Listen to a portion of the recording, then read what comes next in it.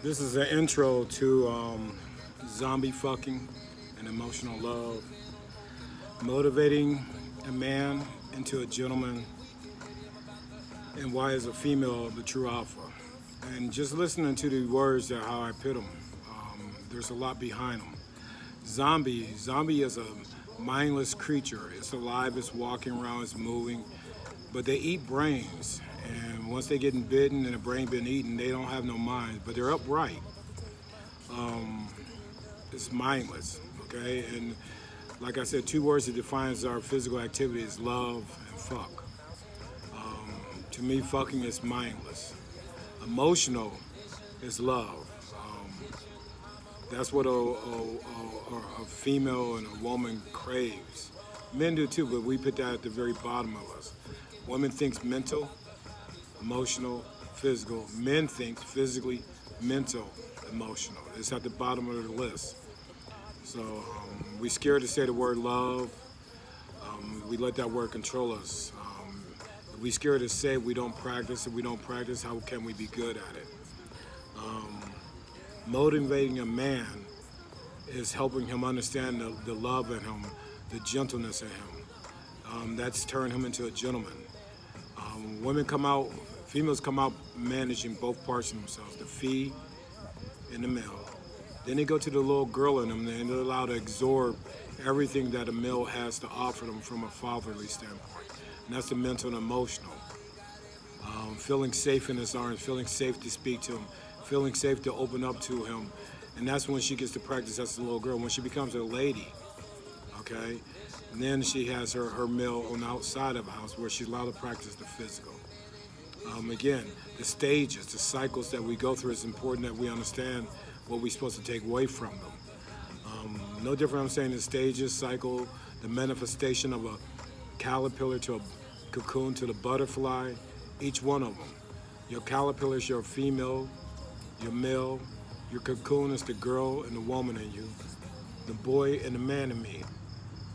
And we learn in our cocoon stage. We take in, we date, we learn, we grow. You're gonna be a different woman for every man that comes into your life. I'm gonna be a different man for every woman that comes in my life. Each one of the men gonna be different. Each one of the women gonna be different. And it's the difference about me, not the individual I'm dating, but it's about me. I have to see that difference and learn how to find out the best part of me and keep them all, the things I like about myself. That's your research and development that's in your cocoon, your dating cycle. Now, when I commit to the best man in me, that's because the woman created the best man in me, and what she created, I like. And I will create the best woman in her, something I want to date, and something I want to commit to. And I will never commit to her woman, I'll date her woman. And she should never commit to my man. She should date my man in me, learn the man in me. I'm gonna learn the woman in her, and I'll commit to the lady in her. I'll never commit to a woman. I don't want to deal with the man in her or the female in her, the male in her. But a lady does not carry no man or male. Understand your cycle, understand your stages. Stop screaming that you're a good woman. If you want to be a woman, it's okay to be a strong woman. That means you don't want no man in your life. Okay, because a man can't take care of your woo. He's not called man woo, and a male's not called male fee. Your woo and your fees will get neglected. The only way we can attend to that is when we become that gentleman. And the gentleman is not going to deal with a woman because she's too tough. She got man in her. She got male in her. Now we become gentle creatures. That's the first part of us, the gentleman. And motivating a man to become a gentleman is telling his male and his man to mount up. Both of them mount up. Both of them together become men. Men is two. Men will dominate over one. Motivate him to become that gentleman, that beast, that king, that alpha that you need him to be from a male standpoint. The true alpha of a male is the gentleman. It's not a husband. God don't care about a husband. God and Jesus was not a husband. Mary was not a wife. And we're titled to a man's contract. The highest thing you can be in front of your God is a gentleman. I get on my knees. A man don't get on his knees. A woman don't get on her knees. Don't stand in front of your God as a woman. I'll never stand in front of my God as a man.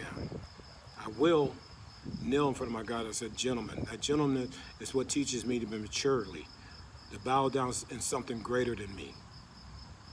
And there's only two things I will bow down to: God and the second to God, and that is a female. Starting with my mother, my grandmother, my sister, and any other female that comes in my life that I found deemed to bow down to. That is my queen. She is second to God. Understand? Man, woman, and child. God comes next. At any time, God can reach out and take his child. Woman's next. That's the position of a man. If you put them all back up, I believe a man should turn around and face the woman, because the woman's going to face her child and the child going to face God. God did put man on earth first to clear a path to build a house.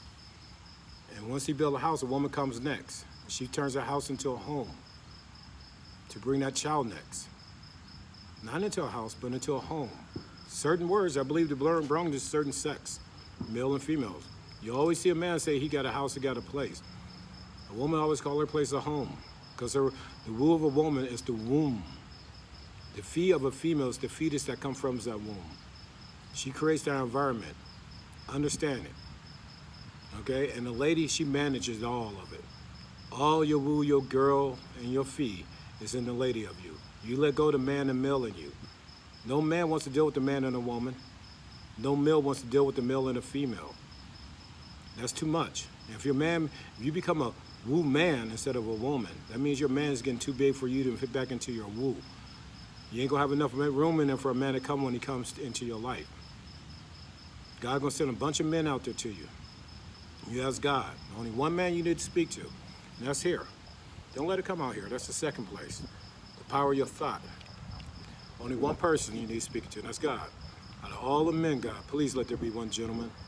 No different from me. There's a lot of women out there. I don't chase after a woman. But God, out of all the women, let there be one lady.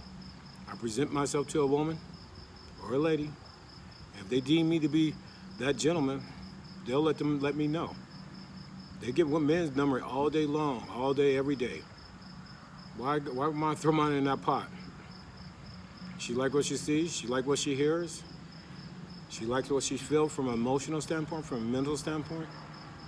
Guess what? Let me know. Let's have a conversation. Don't be scared of a conversation. If it can't get in your head, I don't want between your thighs, and that's real. I'll never tread on God's best friend. If she's supposed to learn something from me, that's another story. But that's up to her to figure out what she's supposed to take away from it. One story to three different people is three different stories. I have my story, they have their stories. Question is, what part of your jigsaw puzzle you're supposed to pick up from it? Think about it. Again, words are very powerful. They are the true slavery of society. They are the masters, slave masters.